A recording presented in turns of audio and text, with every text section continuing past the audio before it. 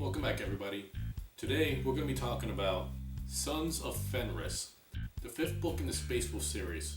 Now, the interesting thing about this book is that up until this point, William King has been the writer of the Space Wold series.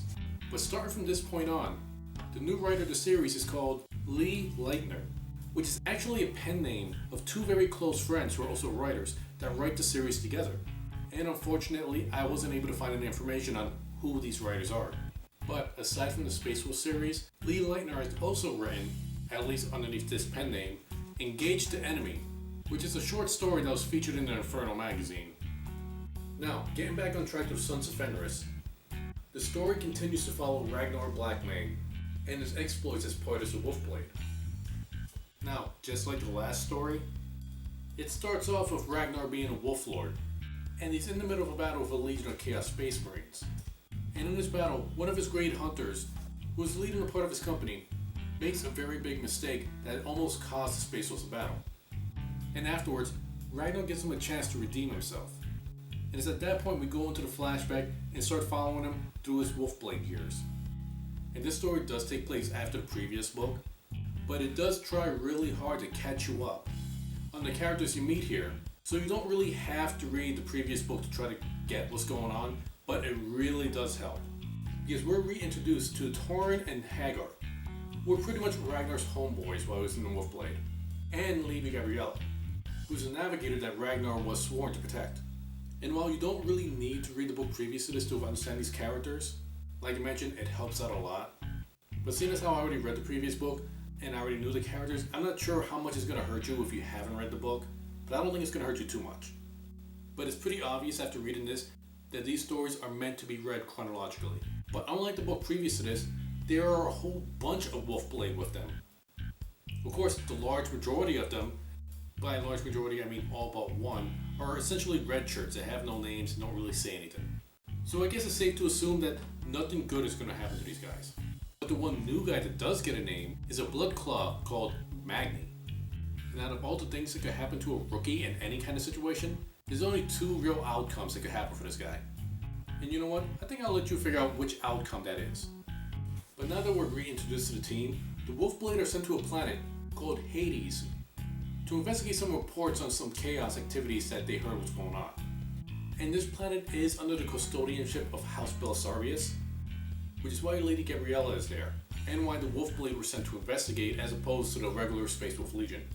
But while they're there, a kill team squad of Dark Angels shows up. All stealth-like, trying to avoid any detection from the Space Wolves. And if you know anything about the Space Wolves and Dark Angels, you know why they don't want to be noticed by the Space Wolves at all. But for those of you who don't know, there is this ancient rivalry between the Space Wolves and Dark Angels. You know, not even a rivalry, just a lot of bad blood.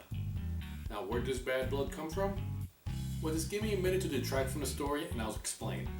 You see, during the Horus Heresy, the Wolf King, Limon Russ, who is the Primarch of the Space Wolves, along with Lionel Johnson, who is the Primarch of the Dark Angels, sort of team up the chapters to fight some evil bad guy. Yeah, I know, evil bad, whatever. The specifics of why they're fighting isn't really that important. What's important is what happens. You see, the Wolf King called dibs on taking out the big leader, while Johnson was all like, whatever. But when the Wolf King finally reached the guy heading all the evil stuff, it turns out Johnson beat him to the punch and already killed the guy. And the Wolf King's all like, WTF, bro? I called dibs on that. And then he starts throwing down the lion. And the lion isn't going to back down, so they're going all fisticuffs on each other. And while they're in the middle of the fight, Russ finally realizes just how immature and stupid the entire fight was, and he stops and just starts laughing. But unfortunately, the lion thinks that he's laughing at him in the middle of the fight. And he kind of takes it as an insult, so he sucker punches the Wolf King, knocking him out, and walks away. And ever since then, the Space Wolves and Dark Angels had this bad blood between each other. But it's been going on for so long that they don't even remember the event that happened. They just know that they don't like each other. And that's why you never want to mix Dark Angels and Space Wolves together. And now you know. Alright, now back to the story. It turns out that the Dark Angels are there to try to capture a traitor. Somebody who's in league with some Chaos Space Marines. And the Dark Angels are a very secretive chapter, and they don't want anybody to know why they're there. You know, especially the Space Wolves, but not even the Imperial Guard that are there. Especially since they believe that the traitor is part of the Imperial Guard. But the kill team does get compromised. and when they're spotted by Ragnar and his homeboys, they do throw down. And in a pretty funny case that this is probably the first time I've ever read in a book of this actually happening, the Dark Angel, who's wielding a plasma gun. And for those of you who have never played a tabletop Warhammer 40k, know that plasma weapons have a small chance of exploding in the user's face. And that's exactly what happens to the Dark Angel wielding this plasma gun. It explodes in his face. And I think it's like after like the first or second shot it happens. Normally when I read about a plasma weapon exploded, it's because of overuse, never really because it just short-circuited like it did in this book.